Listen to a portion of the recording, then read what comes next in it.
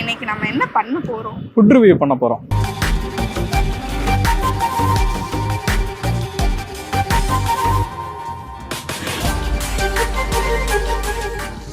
சொல்லலாமா? எஸ்.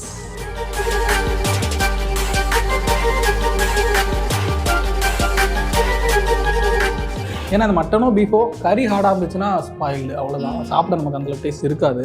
ஆரம்பிக்கலாங்களா?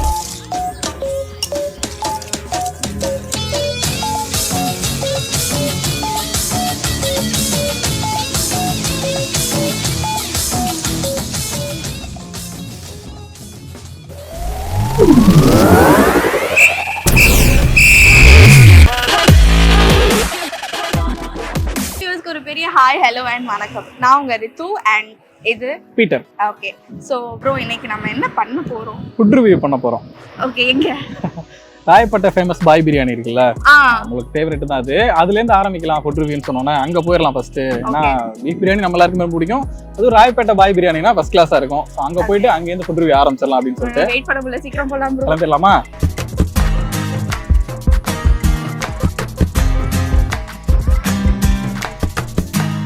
கடைக்கு வந்துட்டோம், பட் ரொம்ப கூட்டமா இருக்குல்ல ப்ரோ. இந்த கூட்டத்தில் நம்ம உட்காந்து சாப்பிட்டு ரிவ்யூ பண்ணி ஷூட் பண்ணலாம் கண்டிப்பாக முடியாது. பார்சல் வாங்கிட்டு போயிடலாமா? ஓகே. நல்லா உட்காந்து சாப்பிட்டா தான் நல்லா இருக்கும். என்ன பண்றது, பீஸ்ஃபுல்லா உட்காந்து சாப்பிட்டுப்போம். ஆமா, பார்சல் வாங்கிட்டு போயிட்டு சாப்பிட்டு ரிவ்யூ சொல்றோம்.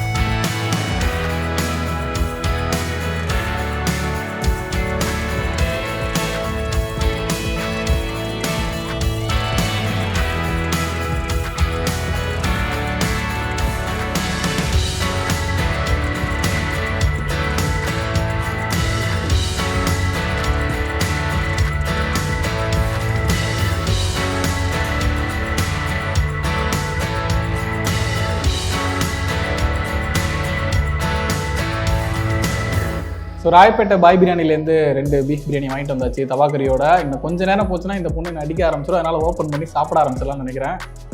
ஆரம்பிச்சிடலாமா? எஸ், ஆரம்பிக்கலாமா?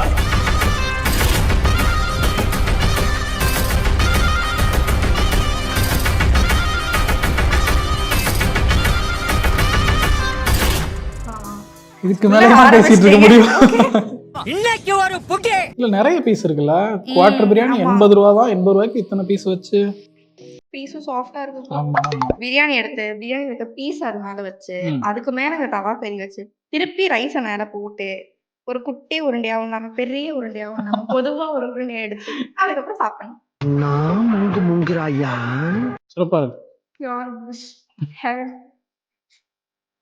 இதுக்கு மேல நான் பேசினா எனக்கு தெரியல, நான் வந்துட்டு மூழ்கிட்டேன்.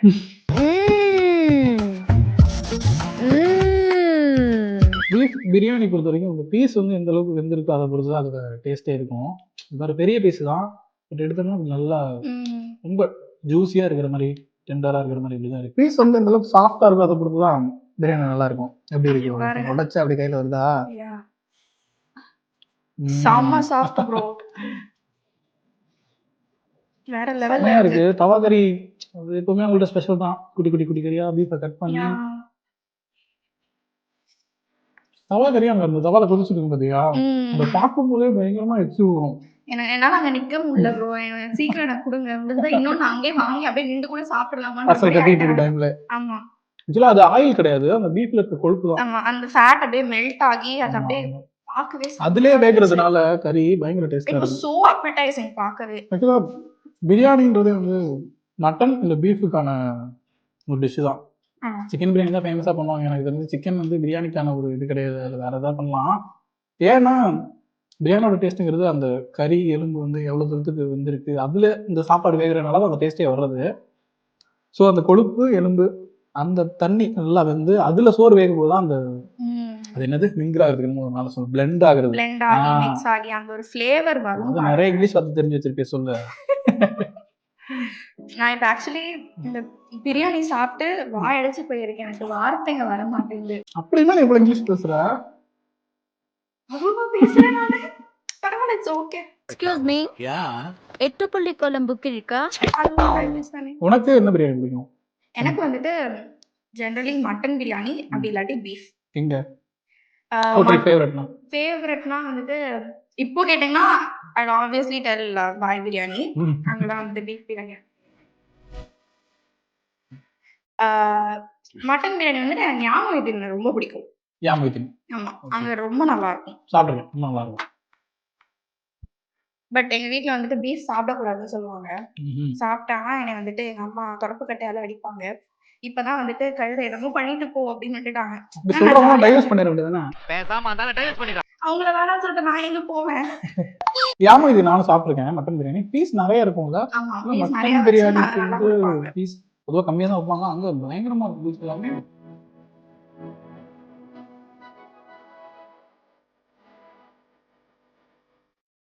ஏன்னா அது மட்டனோ பீஃபோ கறி ஹார்டா இருந்துச்சுன்னா ஸ்பாயில்டு, அவ்வளவுதான். சாப்பிட நமக்கு அந்த டேஸ்ட் இருக்காது.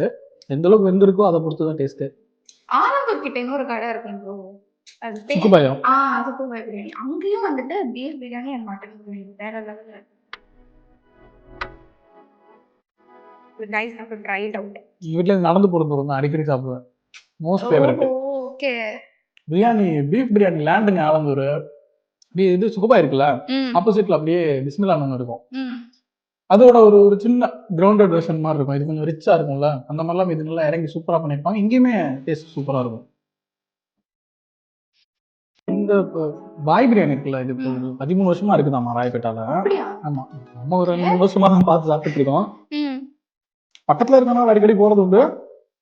பட் வந்து எனக்கு பெரிய ஆச்சரியமா இருக்கிறது என்னன்னா பிரைஸ் தான்.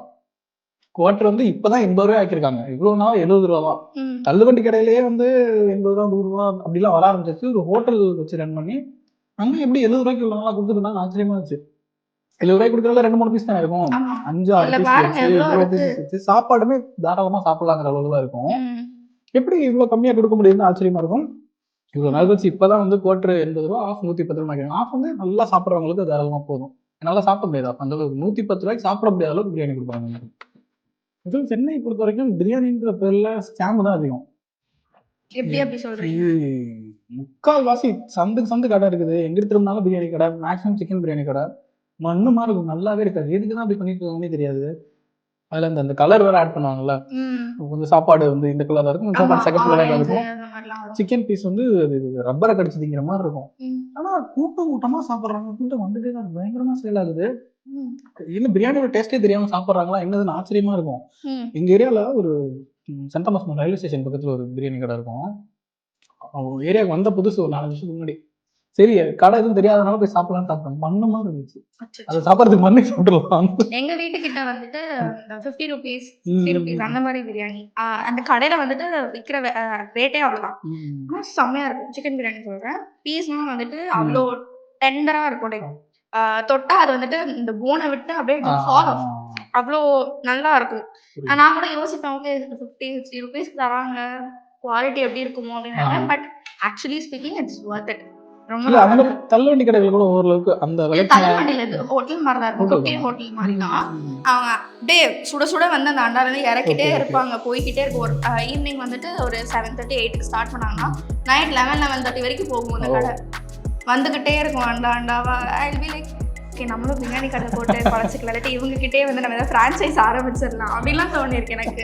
அவ்வளோ நல்லா இருக்கும் ப்ரோ. குவாலிட்டி வைஸ் சரி, குவான்டிட்டி வைஸ் சரி, எல்லாமே இருக்கு. அங்கங்க தேடினா இருக்கு. பட் ரேர் தான். ஏன்னா ஒரு ஸ்ட்ரீட்ல 20 கடை இருக்குன்னா அதுல ஒண்ணுல நல்லா இருந்தாலே ஆச்சரியங்கிற மாதிரி தான் இருக்கு. அதுவும் சிக்கன் பிரியாணிங்கிற பேர்ல நடக்க பூராமே ஸ்கேம் தான்.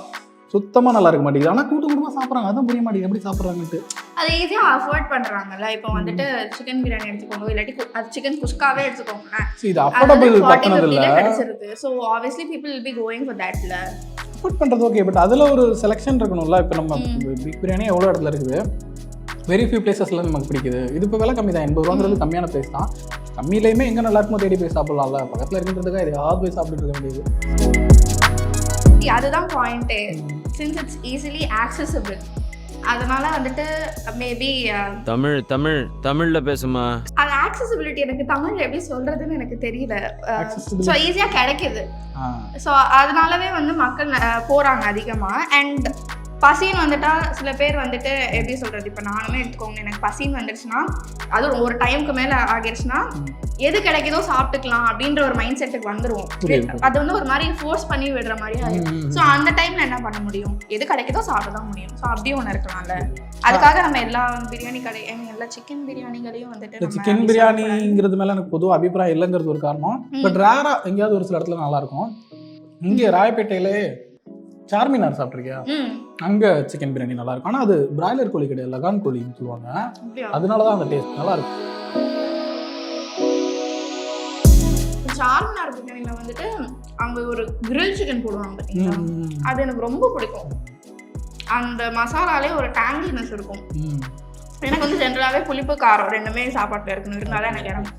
அந்த கடையில் வந்துட்டு அது வந்து ஒரு பர்ஃபெக்ட் காம்பினேஷனாக இருக்கும். ரொம்ப அதிகமாகவும் இல்லாமல் ரொம்ப கம்மியாகவும் இல்லாமல் அந்த பக்காவாக அந்த லெவல் கரெக்டாக மெயின்டைன் பண்ணியிருப்பாங்க. எனக்கு அது ரொம்ப பிடிக்கும். இங்கேயுமே வந்துட்டு என்ன சொல்கிறது, இந்த தவா கறி இஸ் டு டை ஃபார். எனக்கு ரொம்ப பிடிச்சிருக்கு. கம்மியாக வாங்கிட்டோமோ அப்படின்னு எனக்கு தோணுது. சரி ப்ரோ, இப்போ வந்துட்டு நம்ம இப்போ இன்னைக்கு ஆஃபீஸில் இருக்கோம். ஸோ அதனால வந்துட்டு நம்ம ஆஃபீஸ் பக்கத்தில் கிடைக்கிற ஒரு பிளேஸ் இது, நம்ம அடிக்கடி போய் சாப்பிட்ருக்கோம். அது ரிவ்யூ பண்ணியாச்சு. ஏன்னா நம்ம வந்து அடிக்கடி சாப்பிட்ற ஒரு விஷயம் வந்துட்டு பிரியாணி. இப்போ பிரியாணி தவிர நீங்கள் வந்துட்டு போய் சாப்பிட்ணும், இல்லாட்டி டக்குன்னு உங்களுக்கு ரொம்ப பசிக்குது அப்படின்னா what is your go to food? Go to food இங்கே சென்னையில் கம்மி தான், ரொம்ப ரேராக தான். எப்படி சொல்கிறது, பரோட்டா மட்டன் சுக்கா பிடிக்கும். வெரி ஃபியூ பிளேசஸில் தான் கொஞ்சம் பிடிச்ச மாதிரி அஃபோர்டபுளாகவும் இருக்கும், இல்லைனா ரொம்ப காஸ்ட்லியாக இருக்கும். ஓகே. ஆனால் பரோட்டா அதிகம் சாப்பிடக்கூடாதுன்றதுனால அது ரேராக தான் சாப்பிட்றது. மற்றபடி இட்லி தோசை கூட கறி குழம்பு எது இருந்தாலுமே ஃபேவரட். அதுதான் மோஸ்ட் ஃபேவரட். ஓகே. அந்த மாதிரி கடை தான் இருக்குது சென்னையில், இட்லி தோசை. பட் கறி குழம்பு சூப்பராக இருக்கும் அப்படிங்கிற மாதிரி. ஸ்ரீநகரில் நிறைய கடைங்க இருக்குது ப்ரோ. இந்த மாதிரி நிறைய ரீல்ஸ்லாம் பார்த்துருக்கோம்ல, அங்கெல்லாம் போகணும் நானும் ஒரு பக்கெட் லிஸ்ட் போட்டு வச்சிருக்கேன். ஐயோ இருக்கானுங்களே ஃபுல்லாக ரீல்ஸ் அனுப்புறதுக்குன்னு, எதுக்கு அனுப்புறானுங்கன்னே தெரியல, அனுப்பிச்சுக்கிட்டே இருப்பானுங்க. என் இன்ஸ்டாகிராம் ஓப்பன் பண்ணாலே ஃபுல்லாக ஃபுட் ரீல்ஸாக தான் இருக்குது. என் ஃபீட் ஃபுல்லாகவே ஃபுட்டாக இருக்குது, இல்லாட்டி cat videos. I am obsessed with cats. So அப்படி இருக்குது. நான் இப்போ ஆஃபீஸில் ஒரு பொண்ணுகிட்ட ஃபுட் ரிவ்யூ பண்ணலான்னு சொல்லியிருந்தேன். அதுலேருந்து அந்த பொண்ணு எனக்கு ஃபுல்லாக இதாக அனுப்பிச்சு ஆரம்பிச்சிது, வேறு யாரும் இல்லை. அண்ட் பிரியாணி தவிர்த்து வேறு ஏதாவது ட்ரை பண்ணணும் அப்படின்னா இந்த சரௌண்டிங்ஸில் வந்துட்டு சாட் ஐட்டம்ஸ் நான் நிறைய கடைங்க பார்த்துருக்கேன். இங்கே ராயப்பேட்டை. ஆமாம், இங்கே தான். ரைட். இந்த எக்ஸ்பிரஸ் அவென்யூ சைடு தான் போனேன். அங்கே வந்து ஒரு கடை ஆக்சுவலி நானே ட்ரை பண்ணேன். ஆமாம், ஒரு கடை ட்ரை பண்ணேன். அண்ட் இட் வாஸ் கிரேட், செம்மையாக இருந்துச்சு. நான் வந்து பானிபூரிலாம் வந்துட்டு ஒரு 2-3 பிளேட் சாப்பிட்டேன்னு வச்சுக்கோங்க. 2-3 பிளேட்டா? ஆமா, 2-3 பீஸ்ன்ற மாதிரி சொல்றேன். இல்ல, நான் வந்து எனக்கு பானிபூரினா உயிர் bro. I could die for panipuri. I could die ஃபார்னு சொல்லி இந்த பொண்ணு ஒரு 4 டிஷ் சொல்லிருச்சு. இல்ல see apart from தவா கறி and இது எனக்கு வந்து பானிபூரி ரொம்ப பிடிக்கும். இட்ஸ் லைக் இஃப் யாராச்சும் என்கிட்ட வந்துட்டு if you could eat one food item for the rest of your life அப்படின்னு யாராச்சும் சொன்னாங்கன்னா, இல்லாட்டி கேட்டாங்கன்னா, ஐ வுட் டெல் பானிபூரி. ஏன் அப்படி? அது ஏன் தெரியல, எனக்கு ரொம்ப பிடிக்கும்.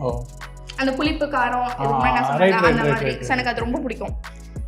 அண்ட் நான் என் ஃப்ரெண்ட்ஸ் கூட போயிருந்தேன். ஸோ இட் வாஸ் ரொம்ப நல்லா இருந்துச்சு. லைக் என்னால் சொன்ன வார்த்தை தான் எனக்கு திருப்பி வருது அதை எக்ஸ்பிளைன் பண்ணுறதுக்கு. Because I am out of words. ஃபுட்டுன்னு வந்துட்டாலே வந்துட்டு எனக்கு அப்படியே ஒரு மாதிரி அப்சஷன் ஆகிரும்.